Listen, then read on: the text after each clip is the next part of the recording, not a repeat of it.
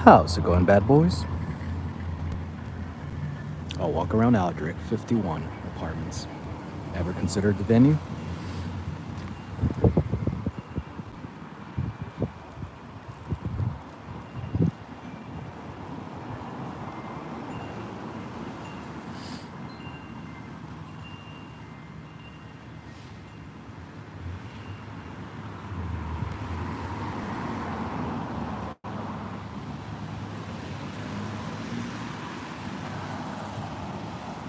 Hey, good evening, everyone.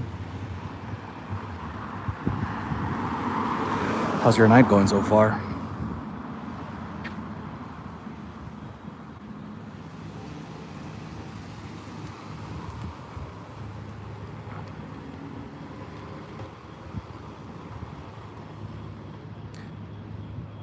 I started I started recording places around my city, mainly because I don't know how long I'm gonna live here for. And it will be such a shame to eventually leave Austin and not have many memories. I mean, I do have memories as in with friends, but as time passes by, hey, hello, Brooklyn Caldwell, the princess. Good evening. Hey.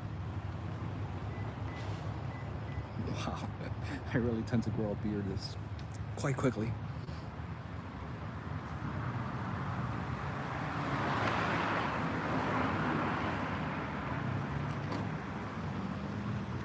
And like I was mentioning,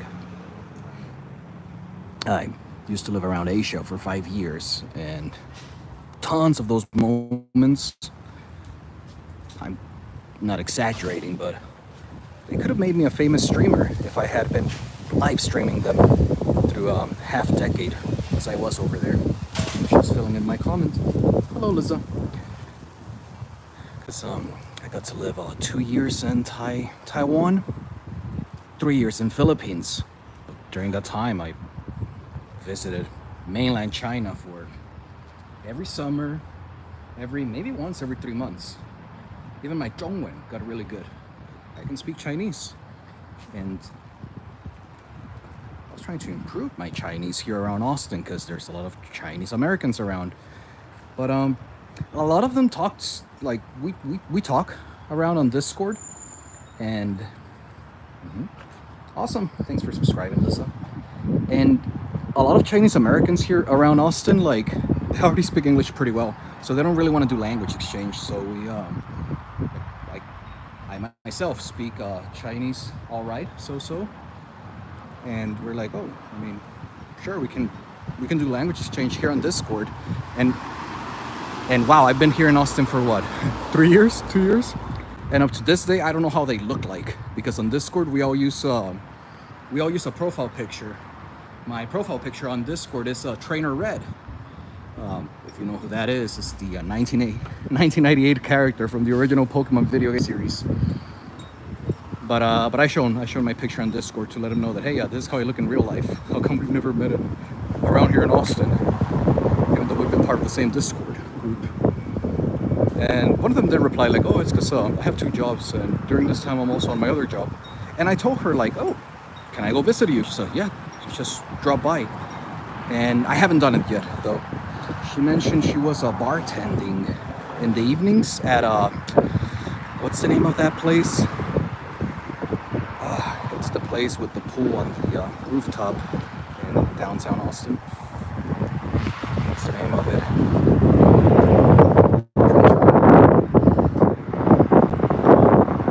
So yeah, I'll have to need to show up and be like, hey, I'm the guy from Discord. Remember me?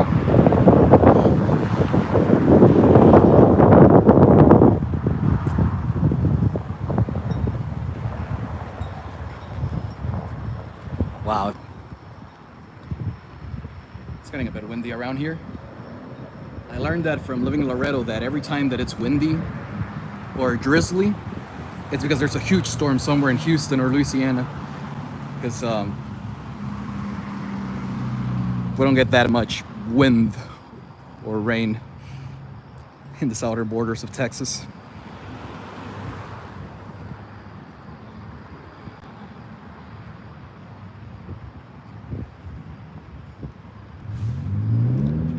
But yeah, I was mentioning that I got to live around Asia for 5 years, and if I had live stream every single walk around the park, around the block, I I don't want to exaggerate, but I would probably have 2,000, 5,000 subscribers.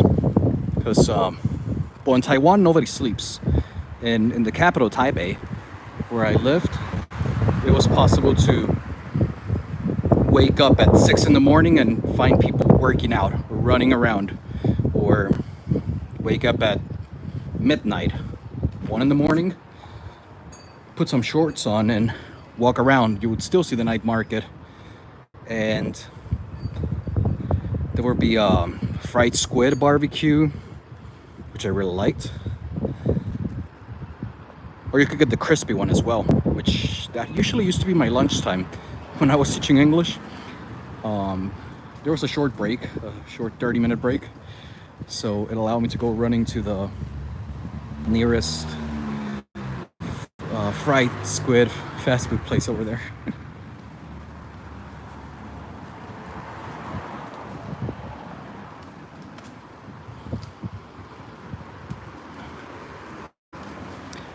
And although when thinking about topics to live stream, I was scrolling through Instagram reels, and I speak Spanish, so some of the suggestions are rap battles in Spanish, and it was a rap battle that I liked because it's this guy that through the rap battle, it's improvised, it's not scripted. You realize that this guy dated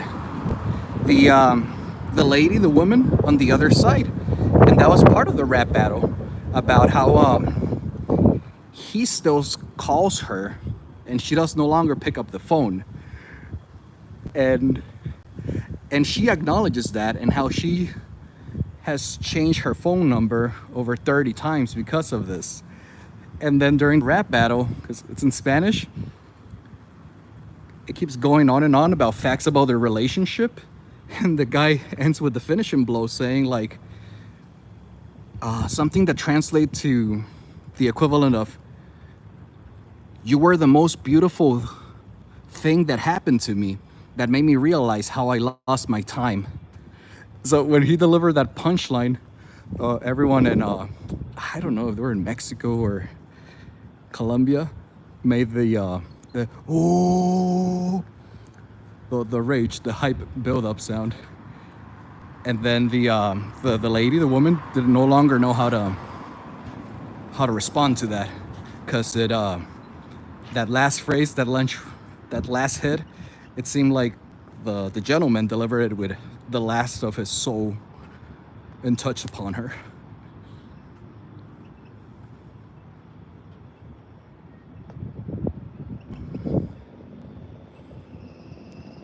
There's a song that was playing on Spotify that I was listening while driving here, and it uses a lot of like synthesized voice. So it wasn't until half of the song that I realized that the singer was using both languages, English and Spanish. And in the Spanish phrase, she says, "El muchacho de los ojos tristes se ha encontrado una." That means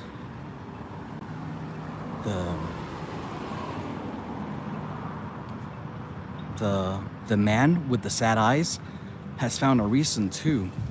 And then I didn't understand what else she said, because it was a synthesized voice in that song. It's pretty good.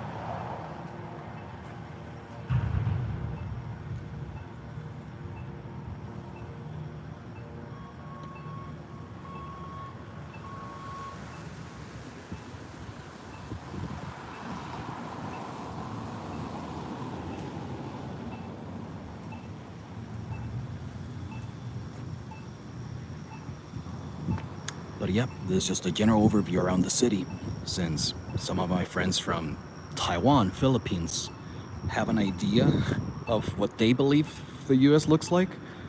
And that idea tends to be, I don't know, central Manhattan, or someplace in Malibu Beach, right? Or California. So they might have an idea where everyone's an investment banker, a hot actress, or a baller in Miami. So I simply wanted to show them how the US looks like.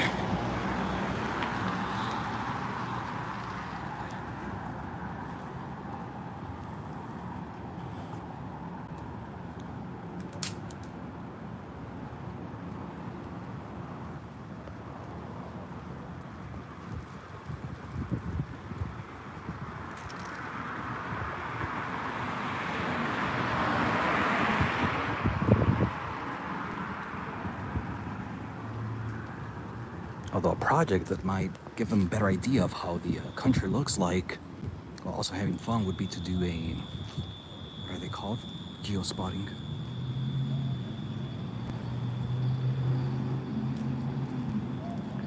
That way we have a map and a compass with the goal of finding a treasure, an item around the city that somebody hid pretty well.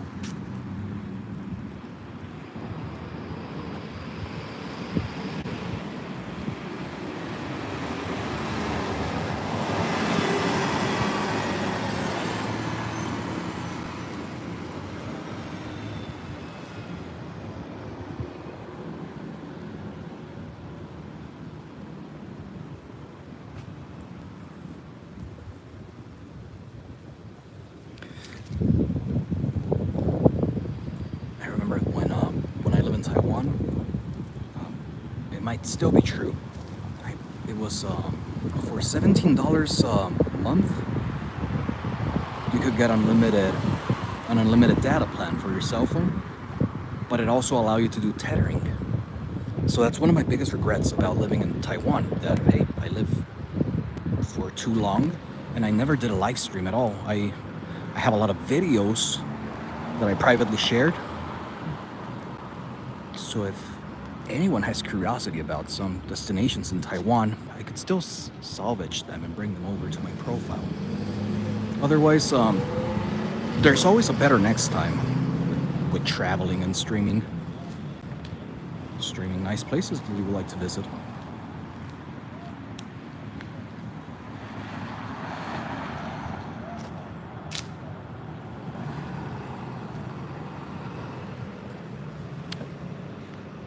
And no, unlike Johnny Somali, I'm not gonna break into places under construction to create content, because a lot of things could go bad inside a construction site.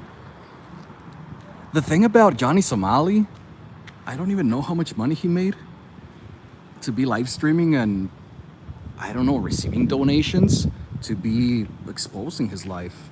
Like, Johnny Somali would have probably climbed this ladder. And what else? Because, I mean, it did break into a under construction building in Japan. And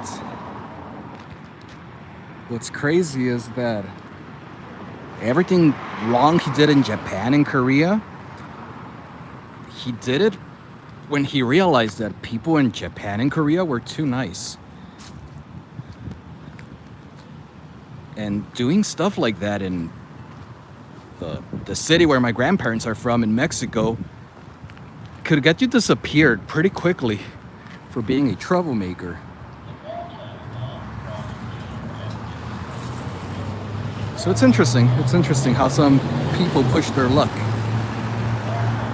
to create content, whatever the definition of content is.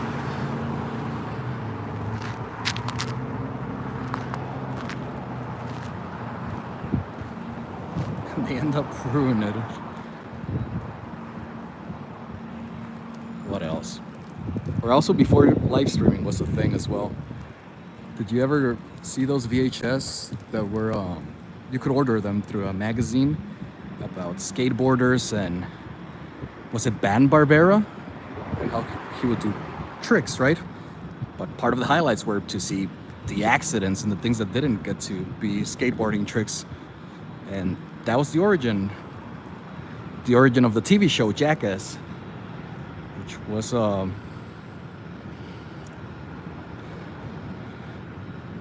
a precursor of the ridiculousness you could do on live stream, but it wasn't live stream over there. It was just done in real time and recorded over a VHS tape.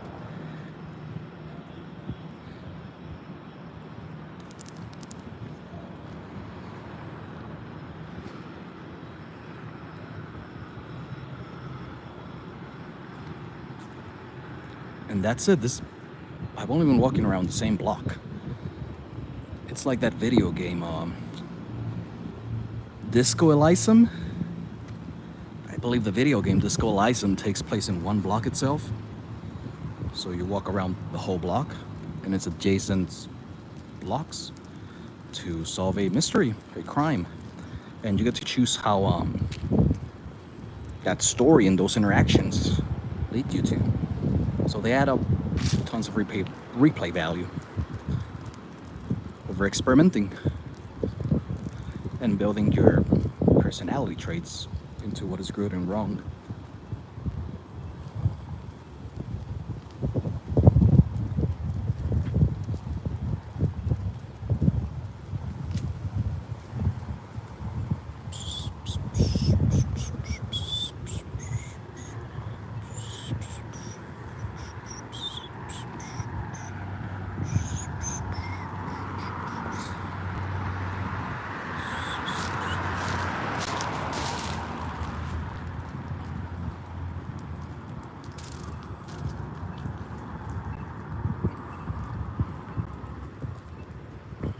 Well, I had so much fun in Spain. I wish I had live streamed it because I was with all my coworkers.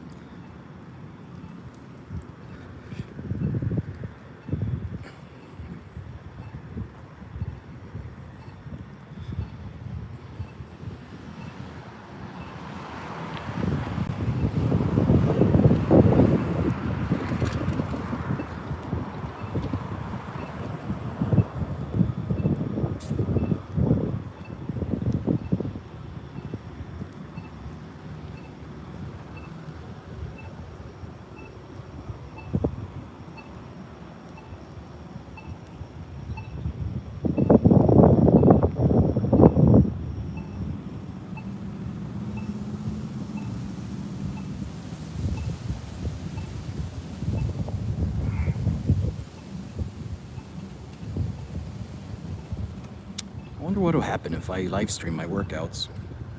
Would people log in to watch me work out?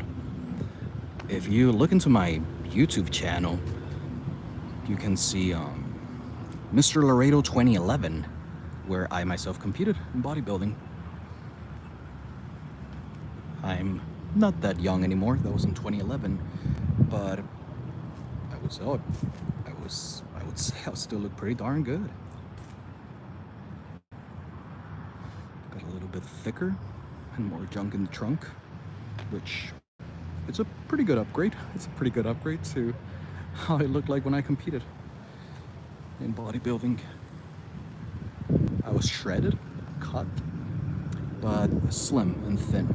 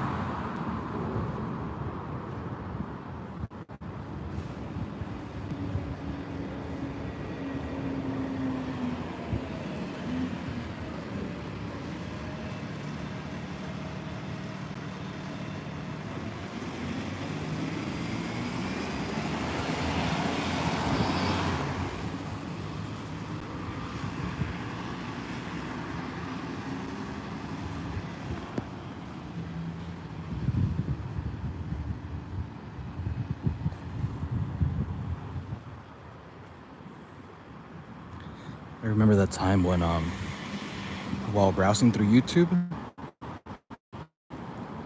what year was it?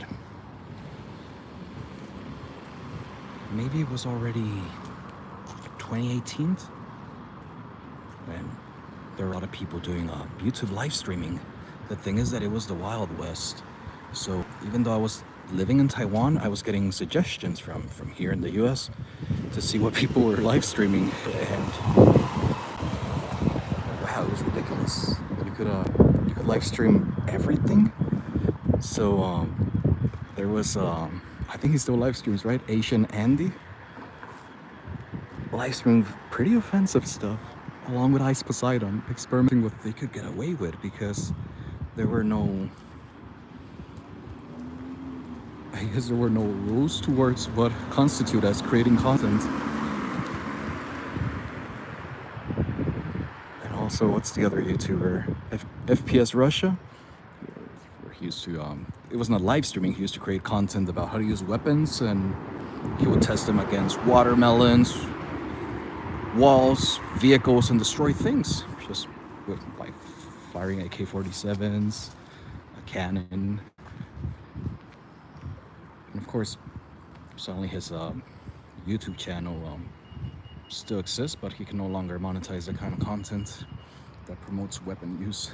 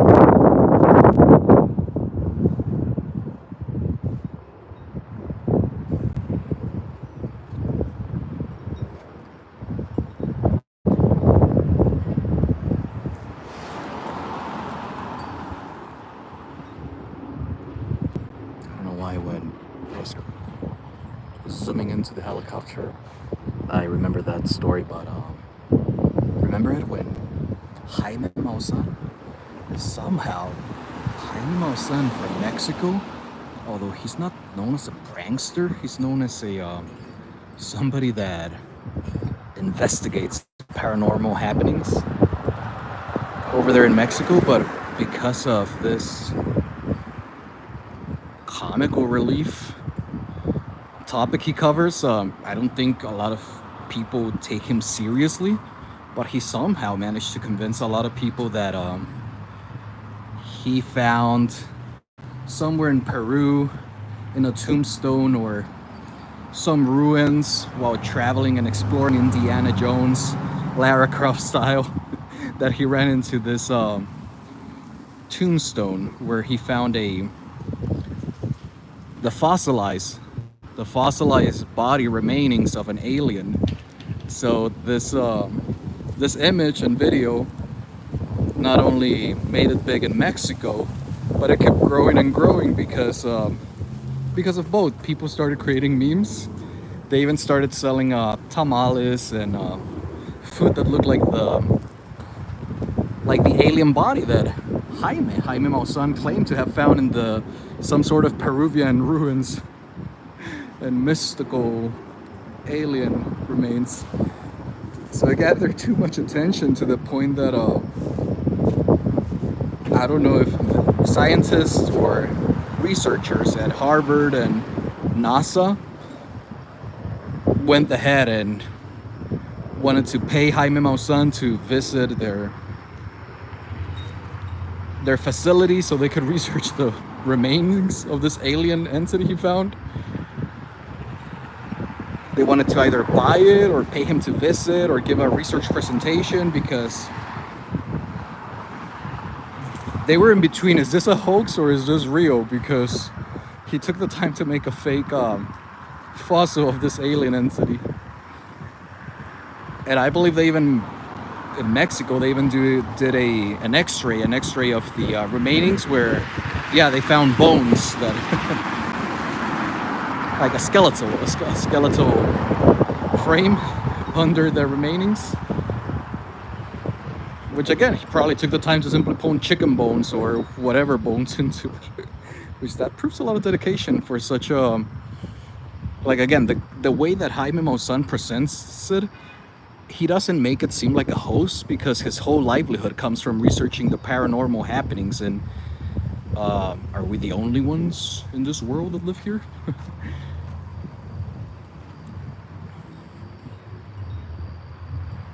But naturally, some conspiracy theorists follow him and build up hype until whatever he brings up. So that was the last thing I heard about him. I don't know if he's tried to make any other, I don't know, seminars or presentations about it. Because when I was young, I saw him present. He gave a presentation on werewolves and vampires, and I mean, it wasn't bad in the sense that it's not like new discoveries that he found. It was such an overview of legends and mythical creatures from around the world. So that was about it. I was pretty young when that happened. Like when, again, before he gained more exposure because of this. Quite recent, what, 3 years ago thing that happened? Yeah, I don't know how long it's been.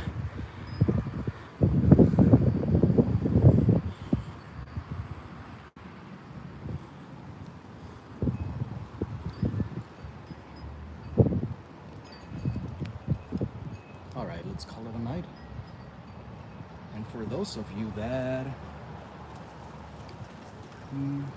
我只要你晚上好，我好看的朋友们，记得见。